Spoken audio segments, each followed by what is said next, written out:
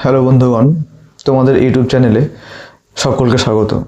मेरे जो non Bengali viewers है आप लोगों का स्वागत है, चैनल आप लोगों का है। দেখো কয়েকদিন আমি ভিডিও নিয়ে আসতে পারিনি, তার মেইন কারণ হচ্ছে যে সবাই সবটা জানো তোমরা, সেটা হচ্ছে যে জিনিসগুলো যেদিকে যাচ্ছে বা যে আপডেটগুলো, এগুলোকে আপডেট বলা চলে না, অ্যাটলিস্ট যেগুলো সবাই আমরা জানি।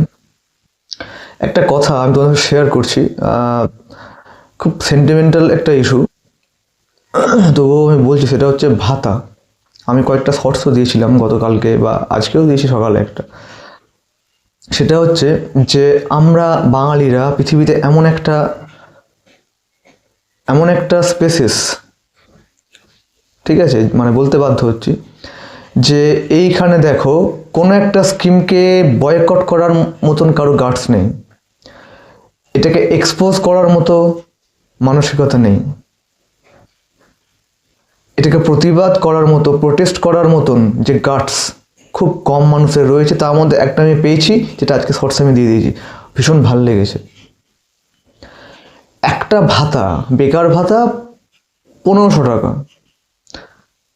সেখানে কারা লাইন দিচ্ছে সেটা আমরা সবাই দেখেছি গতকালকে। যে লাইনে কারা কারা আছে, সবাই আছে। পিএইচডি হোল্ডার্স রয়েছে, বিটেক আছে, এমটেক আছে, যারা বিসিএ করছে, বিবিএ করছে, গ্র্যাজুয়েট তারা আছে, এরকমও আছে ছেলে বিটেক পাস, তার মা যাচ্ছে ভাতার টাকায়, মানে ভাতা লাইন দিতে আর কি, কাঁদতে কাঁদতে, যে ভাতার দরকার ছিল না, একটা চাকরির দরকার ছিল। এখানে কতগুলো জিনিস আমি পেয়েছিলাম ক্লিপ, কিন্তু আমি ইচ্ছে করে অ্যাড করি, মানে করবো না আজকে, আমি জাস্ট বলছি শোনো। কিছু কিছু মানুষের যুক্তি হচ্ছে, যারা কলেজে পড়ে, দু একজন, মানে একদম বড়দের মতো বলতে বাধ্য। সেটা হচ্ছে যে ওরা বলছে এইটা কাজে লাগবে, এটা খুব একটা ভালো দিক হায়ার স্টাডি করার জন্য, এটা আমাদের একটা স্টাইফেনের মতো। মাথায় এইটুকু বুদ্ধিটা ওদের আসছে না যে এই জিনিসটা হচ্ছে ঠিক আফিমের মতো, আফিম বোধ হয়ে যাবে এই টাকা। সবাই আমরা সবটা জানি, আমি এগুলো খুলে বলতে চাইছি না, আমি বলছি না, আর বেশি কিছু বলছি না। আমি একটা জিনিসই মিন করছি যে একটা স্কিম আজ পর্যন্ত বয়কট হয়নি, মানুষ অ্যাকসেপ্ট করেছে, এবং গদগদভাবে, খুব ওয়ার্মলি মানুষ অ্যাকসেপ্ট করছে এবং ভবিষ্যতেও করবে। যেই সরকার চাকরি দেয় না, যেই সরকার শিক্ষিত লক্ষ লক্ষ হাজার হাজার ছেলেকে ভাতার লাইনে দাঁড় করিয়ে দেয়, চাকরি দেয় না, ভাতা দেয়, বেকার ভাতা, তাহলে এক্সপোজ কি হচ্ছে, জিনিসটা কি বেরিয়ে আসছে? বেকার এই রাজ্যে কত ভয়ঙ্কর হয়ে গেছে যে এরা মিনিমাম একটা সিকিউরিটি,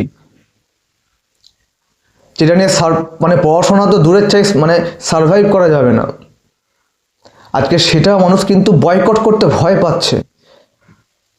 আমি তো এই শর্টসে বলতে বাধ্য হয়েছিলাম যে শিক্ষিত ছেলেরা, মানুষরা, ওরা স্বীকৃতি দিয়ে দিয়েছে, অ্যাকসেপ্ট করে নিয়েছে যে এরা যে চাকরি হবে না, এই ভাতা। একটা ছেলে মাধ্যমিক দেবে, সে ভাতা পাবে, এইচএস দিলে তারপরে ভাতা, গ্র্যাজুয়েশন ভাতা। তাহলে একটা জিনিস এখন ভাবার বিষয়, সেটা হচ্ছে আমাদের পরবর্তী জেনারেশনকে আমরা কি দেবো? স্কুল কলেজের দরকার নেই, তাহলে একটা করে কাউন্টার খুলে মাধ্যমিকের সার্টিফিকেট, মার্কশিট দিয়ে দিক 500 টাকা করে নিয়ে, দিয়ে ভাতার লাইনে গিয়ে লাইন দিক, দিয়ে ভাতা নিয়ে নিক, কি হয় পড়াশোনা করে? আমি একা প্রতিবাদ করে, আমি একা বলে কি করব? আমি তো কালকে জিনিসটা দেখলাম যে কারা কারা অ্যাকসেপ্ট করেছে। আমি ওই জন্যই কালকে বলেছিলাম যে অ্যাকসেপ্টেন্স মিনস হোয়াট, একটা শেমলেস ডিফিট, নির্লজ্জ পরাজয়। এটা আমাদের পশ্চিমবঙ্গের মানুষদের, শিক্ষিত যারা বেকার, এটা একটা ইস্যু। 2 নম্বর ইস্যু হচ্ছে এক্সপায়ারি অফ প্যানেল, যে আজকে যারা টেন্টেড সো কল্ড, তাদের যে কেসটা ডিসমিসড হয়েছে, যারা ওই ছিল আর কি, সবাই সবটা জানি, ভুলে বলছি না। আরেকটা যে এক্সপায়ারি অফ প্যানেল, যেটা মেন, সেটার কোনো রকম কিছু হয়নি। মানে এইখানে কোর্টও দারুণ ভূমিকা পালন করছে বন্ধুগণ, মারাত্মক ভূমিকা। যেমন সুপ্রিম কোর্ট, তেমন সবাই একদম চড়ে চড়ে মাস্তত ভাই, কমিশন, সরকার, সুপ্রিম কোর্ট, বলে লাভ নেই। এরই মধ্যে 18 ফেব্রুয়ারি যে কেসটা রয়েছে, 10 মার্কসের যে কেসটা, 18 ফেব্রুয়ারি, এটার সিরিয়াল নাম্বার 29, 29 নম্বর serial, 29 serial number, 10 marks case, 18 ফেব্রুয়ারি। পাখির চোখ থাকলো আমাদের সবার। সিরিয়াল নাম্বার একটু ওপরের দিকে মিনস লাঞ্চের পরেই যেটা উঠবে, লাঞ্চের ঠিক পরেই কেসটা উঠবে। 29 সিরিয়াল নাম্বার, 18 ফেব্রুয়ারি, 10 মার্কস। দেখা যাক এটা কি হয়, নাকি সামনে ভোট বলে এটা আবার সুন্দর করে গুছিয়ে একটা ড্রামা করে আর্গুমেন্ট চলবে করে 26টা কাটিয়ে দেয়, এটা জানি না কি হবে। আর একটা পয়েন্ট হচ্ছে যেটা সবচেয়ে ভাইটাল, যে এই মুহূর্তে একটা মুভমেন্ট খুব দরকার, আন্দোলন খুব দরকার। এখানেও একটা question mark, lack of unity, ঐক্যের অভাব, ভিউ আলাদা, পয়েন্ট অফ ভিউ আলাদা আলাদা। কারো কাছে 10 মার্কসটা বেশি জরুরি, কারো কাছে এক্সপায়ারি অফ প্যানেলটা বেশি জরুরি। এখানে অনেকটা সিট আছে, 6000 সামথিং। কিন্তু আমি বারবার বলছি যে দুটোই জরুরি, দুটোই জরুরি, দুটোই জরুরি। এক্সপায়ারি অফ প্যানেল এবং 10 মার্কস, বোথ আর এসেন্সিয়াল, বোথ আর ভাইটাল, বোথ আর বার্নিং কোয়েশ্চেন। দুটোই বার্নিং, খুব জাতা জিনিস দুটোই, দুটোই দরকার। যেটুকুনি আপডেট পাওয়া যাচ্ছে, বড় একটা আন্দোলন খুব শীঘ্র হতে চলেছে।